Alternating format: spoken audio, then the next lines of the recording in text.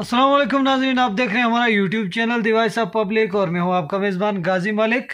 इस वक्त हम अपने कमरे में अभी मौजूद हैं। आपसे एक इंटरेस्टिंग सी बातचीत होने वाली है। थोड़ा बाहर जाके, मौसम भी काफ़ी ज़्यादा कड़क है। इस कड़क मौसम में कड़क बातचीत आपके साथ हो जाए और हमारे साथ आप ये देख सकते हैं किस तरह पूरा दिन, पूरी रात इस बिस्तरे में गुजर गई है, क्योंकि मौसम काफ़ी ज़्यादा जो है वो सुहाना लग रहा है। हम देखते हैं बाहर का क्या हाल चाल है। और सर्दी जिस तरह कड़ाके की है, क्या स्टोरी भी उस तरह कड़ाके की होने वाली है, ये देखते हैं। हम यहाँ से पहले बाहर चलते हैं। तो फाइनली हम जी आ गए हैं बाहर। खुला मैदान है, खुले खेत हैं, दाएं बाएं हमारे आपको जो है वो मकान दिखते हैं। और इस पूरे एरिया में जो है आपको एक सफ़ेद चादर जो है वो देखने को मिलेगी और काफ़ी खुशी की बात है। और इसी खुशी में मैंने तमाम जो चीज़ें जो ट्रेडिशनल थी, रिवायती हमारी चीज़ें थी, हम बात करते किसी पब्लिक के ऐसे इशू पर, तो उससे थोड़ा हटकर हमने सोचा कि किसी को वो जो आप लोगों के पास जो है एक किस्म की वो कोई इंटरटेनिंग वीडियो आप तक पहुंचाई जाए, जिससे आपका जो है थोड़ा आपको खुशी मिले। क्योंकि पहली जो बर्फ़बारी है वो होने जा रही है इस साल की, यानी 2022 और 23 का जो सर्दियों का सीज़न है, विंटर सीज़न, उसकी पहली जो है वो बर्फ़ हो रही है। और इसमें हमें बहुत ज़्यादा एक्साइटमेंट है कि हमें बर्फ़ देखने को मिली, क्योंकि हम आदी हैं इस चीज़ के। ये नहीं थी तो काफ़ी ज़्यादा निराश थे हम। तो आप देख सकते हैं इस वक्त जो पूरा हमारे दाएं बाएं जो है अंधेरा छाया हुआ है, बिल्कुल जो धुंध है उसका राज है। तो ये पूरी जो है कहानी है इन सर्दियों की। सर्दियाँ काफ़ी मज़ेदार तो इस साल अभी तक नहीं गुजरी, क्योंकि बर्फ़ नहीं हुई। सर्दी का मज़ा बर्फ़ से है, तो वो बर्फ़ अभी तक हमें देखने को नहीं मिली थी, अभी देखने को मिली। तो इस वजह से हमें थोड़ी बहुत जो है वो एक्साइटमेंट मिली, खुशी मिली। तो हम घर से बाहर निकले, अपना बिस्तरा छोड़ दिया, सोचा कि बस बाहर निकल के आपसे कुछ ना कुछ जो है वो बातचीत हो जाए। आप देख सकते हैं अभी जो है बिल्कुल बारीक जो है वो बर्फ़ हो रही है। हमारे जो तमाम यहाँ के आसपास के इलाके, चाहे हम गूल की बात करें और हमारा जो ये हिली एरिया है भीमदासा का, पंचायत गुई भीमदासा, ये वाला जो एरिया है, इसमें भी काफ़ी ज़्यादा जो है वो बर्फ़ आपको देखने की मिले। हालांकि जो दाड़म का एरिया है, दाड़म में जो है अभी जो है वो बर्फ़ वहाँ नहीं पहुँचेगी। अभी तक जो हमारे फ्रेंड्स वगैरह उनसे बात हुई है तो वहाँ तक अभी बर्फ़ जो है वो नहीं पहुँची है। बर्फ़ जो है हमारे लिए ख़ास तोहफ़ा है, वो हमारे पास पहुँच चुका है। देखते हैं ये जमा कितनी होती है, सबसे इंटरेस्टिंग चीज़ ये रहेगी। और उसके बाद यहाँ पर रिवायती बहुत सारी चीज़ें हैं। बर्फ़ के ऊपर से स्कीटिंग करना, वो काम जो है वो चलता है। इसके अलावा बस वो बर्फ़ से एक दूसरे के साथ खेलना, वो वाले काम चलते हैं। तो उन्हीं तमाम चीज़ों के लिए जो है हम बेताब थे। तो वो चीज़ें अभी हमको धीरे धीरे देखने को मिलेंगी अगर बर्फ़ जो है थोड़ा ज़्यादा होती है। फ़िलहाल तो बहुत कम है। इस बर्फ़ की वजह से बहुत सारी जो है घरेलू परेशानियाँ जो है वो भी हमारी जो फैमिलीज़ में वो देखने को मिलती हैं, क्योंकि बर्फ़ ज़्यादा जमा हो जाती है। उसके बाद राशन वगैरह की जो है वो दिक्कत रहती है, तो उसके लिए लोग पहले से इंतज़ामात कर लेते हैं।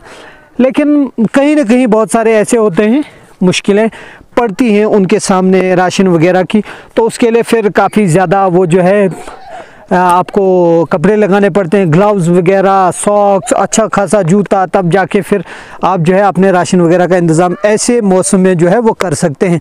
फ़िलहाल जो आप देख सकते हैं पूरा जो सिनेरियो यहाँ का बन रहा है वो काफ़ी शानदार है।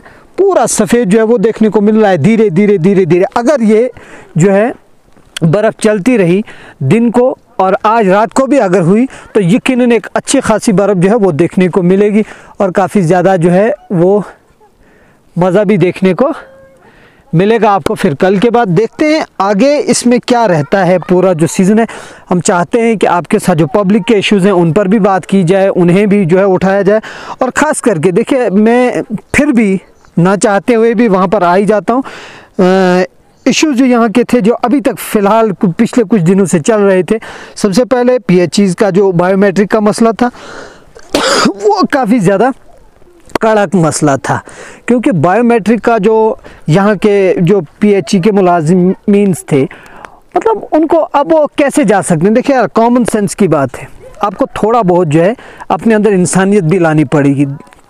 तानाशाही आपका राज, आपकी हुकूमत, ये तो एक अलग चीज़ है, मानते हैं हम इस चीज़ को जी है, लेकिन आपको फिर भी इससे हट के कुछ न कुछ जो है वो दिखाना होगा कि आपके अंदर एक इंसान भी है। मानते हैं हम इससे आप एक रेगुलर जो ड्यूटीज़ हैं उसको जो है यकीनी बनाना चाहते हैं, जो सही बात है, लेकिन उसके लिए आपको फैसिलिटीज़ पहले तैयार करनी है कि हमें जब 10 बंदों को रोटी खिलानी है तो सबसे पहले हमने उसका कोई इंतज़ाम करना है। हम बता देंगे कि भाई 10 बंदे आ जाओ, हम रोटी खिलाएंगे, हमारे पास होगा कुछ नहीं, तो वो काम कैसे मुमकिन होगा कि हम उन 10 बंदों को रोटी खिला सकें। तो सेम ऐसा ही है कि सरकार ने कह दिया कि भाई बायोमेट्रिक करना है। अब ऐसे मौसम में जब हालात ऐसे हों, सर्दी ऐसी हो, बर्फ़ का जो इस किस्म का रुझान हो, तो आप कैसे बायोमेट्रिक करेंगे यहाँ से 20, 25, 30 किलोमीटर दूर जाके, क्योंकि गाड़ियाँ भी, पहले तो रोड था, चलो मानते थे कि रोड भी, उस रोड का मसला क्या था कि रोड से गाड़ी से जाते थे, दिन का कम से कम 300-400 रुपये खर्चा आ जाता था। ये इंटरेस्टिंग स्टोरी थी जो मैं सुनाना चाहता था आपको। बहुत ज़्यादा इंटरेस्टिंग स्टोरीज़ हैं, लेकिन ये एक सिंपल और शॉर्ट स्टोरी कि क्या है उसमें कि आपका 300-400 आने जाने में, खाने में लगता है 1 दिन का, और आपका जो PHE का मुलाजिम है वो यहाँ से जाता है, वो 300-400 रुपये खर्च करके आता है, बायोमेट्रिक लगा के आता है, सुबह शाम 25-30 किलोमीटर का सफ़र करके। लेकिन उसके बाद क्या होता है, महीने के बाद उसकी सैलरी आती है। जब उस सैलरी को एस्टिमेट करते हैं तो वो सैलरी उनकी 9,000 बनती है। उनका खर्चा जब हम एस्टिमेट लगाते हैं तो वो खर्चा उनका 15,000 का बन जाता है 1 महीने का। तो ये समझने की ज़रूरत है वो उस चीज़ को कैसे मैनेज करेंगे। क्या वो अपने आप को मज़दूर समझें? क्या वो अपने आप को ये जो है सरकारी नौकरी करने वाले समझें कि हाँ जी हमें बड़ा प्राउड है, हम सरकारी नौकरी करते हैं?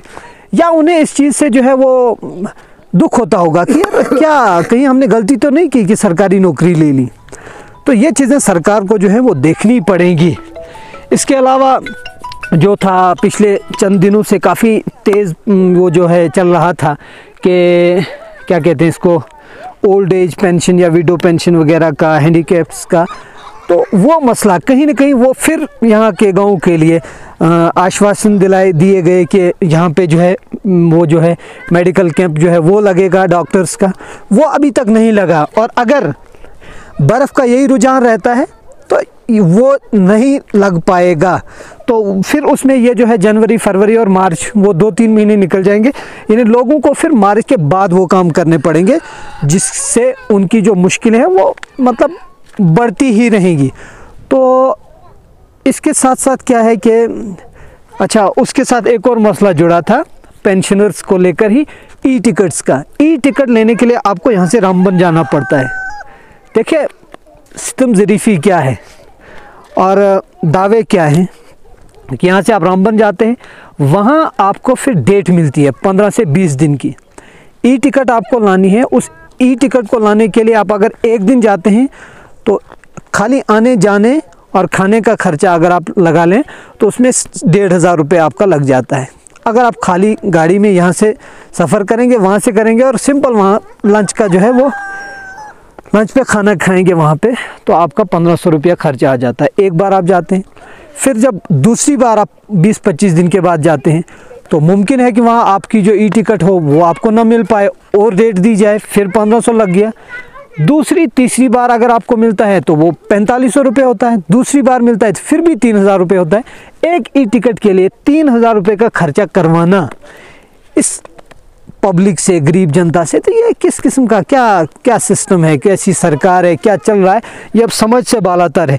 तो ये चंद चीज़ें थी, इंटरटेनिंग इसलिए थी और इससे जुड़ी थी।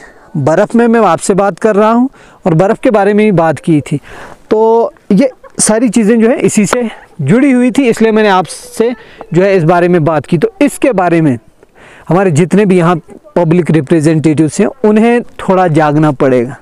देखिए आप कब तक ऑफिसरों की जो है वो गुलामी करते रहेंगे? आपका 4 साल 5 साल का छोटा सा टेन्योर होता है, ऑफिसर की 40 साल 50 साल की सर्विस होती है।